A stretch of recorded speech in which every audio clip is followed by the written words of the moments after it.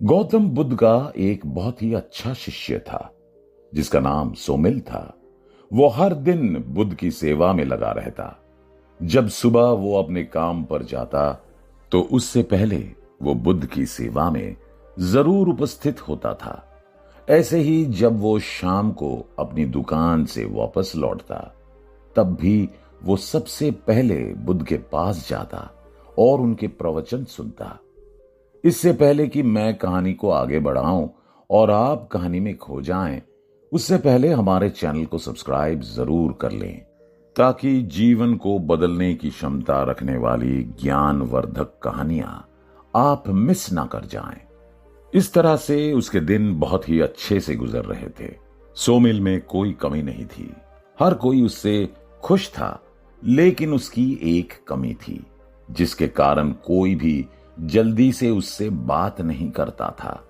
सोमिल बहुत ज्यादा बातूनी था। उसे इस बात का घमंड था कि वो इतना बड़ा व्यापारी होने के बाद भी नियमित बुद्ध की सेवा में उपस्थित होता है, जबकि आश्रम के दूसरे लोग इस बात से परेशान थे कि उसके पास हर दिन किसी ना किसी की चुगली भरी बातें होती थी।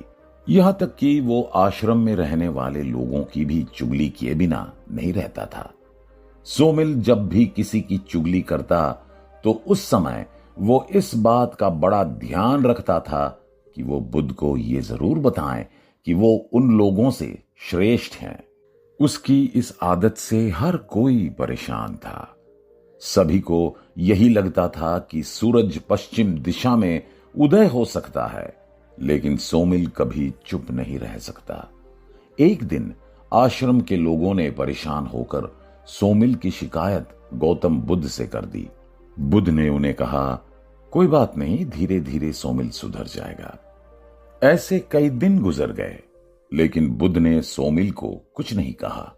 धीरे धीरे आश्रम में ये बात फैलने लगी कि गौतम बुद्ध भी सोमिल की बातों पर सहमत है, इसलिए ही वे उसे कुछ नहीं कहते। ये बात बुद्ध के पास भी पहुंची तो उन्होंने आश्रम में रहने वाले सभी शिष्यों को और सोमिल को अपने पास बुलाया और कहा कि आज से 1 महीने के लिए हर किसी को कोई ना कोई संकल्प लेना है और उसे पूरा करना है। इस समय लिया गया संकल्प आपको जीवन में आगे बढ़ने और उस परम शक्ति का साक्षात्कार करने में आपकी मदद करेगा। ये सुनकर आश्रम के हर एक शिष्य ने बुद्ध के सामने अलग अलग संकल्प लिए और चले गए। अब बारी बातूनी सोमिल की थी।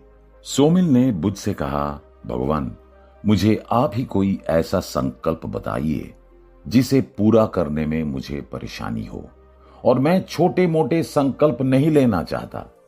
सोमिल की बात सुनकर बुद्ध मुस्कुराए और बोले, मैं जिस भी संकल्प के लिए बोलूंगा उस संकल्प को तुम्हें पूरा करना ही पड़ेगा, इसलिए एक बार फिर से सोच लो।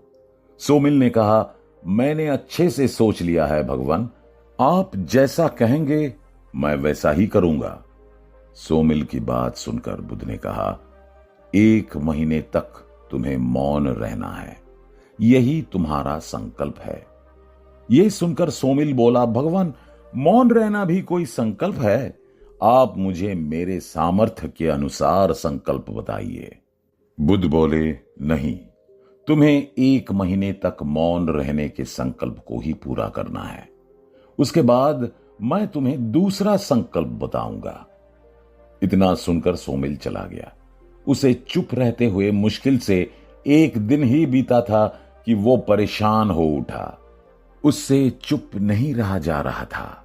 वो इतना परेशान हो गया कि अगले दिन सुबह बुद्ध के पास पहुंचा और एक कागज पर लिखते हुए कहा, भगवान, मैं चुप नहीं रह पा रहा हूं, मैं परेशान हो रहा हूं, क्या संकल्प को तोड़ सकता हूं?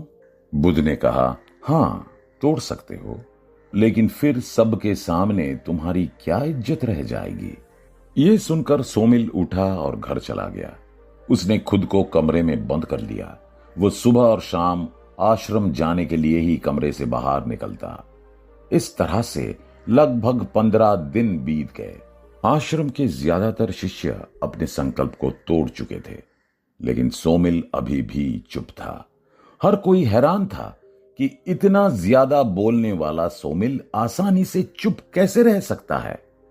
15 दिन बाद सोमिल फिर से बुद्ध के पास आया और कागज पर लिखते हुए बोला, भगवान, मैं बाहर से तो चुप हूं, लेकिन मेरे अंदर काफी उथल पुथल मची रहती है।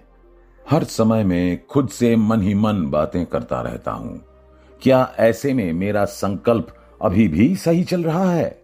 बुद्ध ने मुस्कुराते हुए कहा, हां, तुम्हारा संकल्प अभी भी चल रहा है, लेकिन तुम्हें अपने अंदर की आवाजों को भी शांत करना होगा, और इसके लिए तुम्हें ऐसी जगह जाना होगा जहां कोई आवाज नहीं हो। ये सुनकर सोमिल उठा और घर गए बिना ही सीधे जंगल की ओर चला गया। 2 महीने बीत चुके थे, लेकिन सोमिल का कोई पता नहीं चला। सभी सोच रहे थे कि शायद सोमिल का संकल्प पूरा नहीं हुआ और इस ग्लानि के कारण उसने आश्रम आना ही छोड़ दिया है। ऐसे ही एक दिन जब बुद्ध अपने शिष्यों के साथ बैठे थे, तो उनमें से एक शिष्य ने बुद्ध से पूछा, भंते, आजकल आपका वो बातूनी शिष्य दिखता नहीं, कहां गया वो? क्या उसने संकल्प पूरा किया या फिर संकल्प टूटने की ग्लानि से उसने आश्रम आना ही छोड़ दिया? ये सुनकर बुद्ध मुस्कुराए और बोले, हो सकता है संकल्प टूटने की ग्लानि में उसने आश्रम आना बंद कर दिया हो, या फिर हो सकता है उसे वो मिल गया हो जिसकी खुशी में उसने आश्रम आना बंद कर दिया हो। ऐसे ही करीब 5 महीने का समय बीत चुका था। एक दिन प्रभात के समय आश्रम के शिष्यों ने देखा कि वो बातूनी शिष्य सोमिल आश्रम की ओर आ रहा है। भले ही सब उसकी चुगली करने की आदत से परेशान थे, लेकिन फिर भी सभी का उसके साथ जुड़ाव जरूर था। उसे आया देखकर सभी ने उसे खुश होते हुए घेर लिया और बातें करने लगे। आज जब आश्रम में रहने वाले लोगों ने उससे बात की, तो उन्हें सोमिल में बड़ा बदलाव नजर आया। वो पहले की तरह बहुत ज्यादा बातूनी नहीं रह गया था और ना ही उसकी बातों में उतावलापन दिखाई दे रहा था। सभी उसके बदले इस व्यवहार से आश्चर्यचकित थे।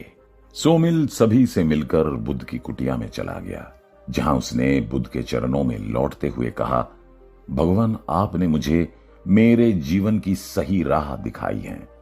जब आपने मुझे एकांत में जाकर मौन रहने के लिए कहा था, तब मैं जंगल की ओर चला गया था, जहां जाकर मैंने महसूस किया कि मैं कितना कुछ गलत कर रहा था।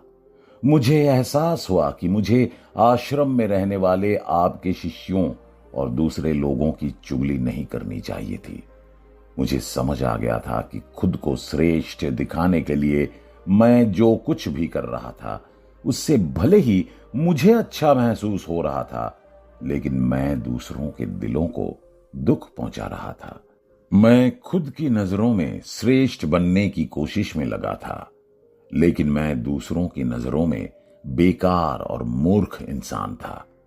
जब धीरे धीरे मेरे अंदर और बाहर शांति छाने लगी, तब मुझे एहसास हुआ कि जिसे मैं मौन समझ रहा था, वो दरअसल मौन था ही नहीं। क्योंकि जब मेरे अंदर शांति छाई, तो मुझे ईश्वर की याद आई और मेरा मौन ईश्वर को पुकारते हुए टूटा। मौन में वो ताकत है जो आपको ईश्वर के समीप ले जाता है। मैंने ईश्वर तक पहुंचने के रास्ते को पा लिया है। ये सुनकर बुद्ध मुस्कुराए और बोले, अनावश्यक बोलने के कारण ही हमारे समाज में इतना झगड़ा है। समाज में फैले दुख का कारण भी अनावश्यक बोलना ही है। यदि व्यक्ति जितना आवश्यक हो उतना ही बोलना शुरू कर दे, तो फिर ईश्वर को खोजने के लिए वन में जाने की आवश्यकता नहीं होगी, बल्कि ईश्वर खुद आपके घर में, आपके समाज के बीच आकर रहने लगेंगे। मौन के इस महत्व को समझकर सोमिल फिर से अपनी दुनिया में लौट गया।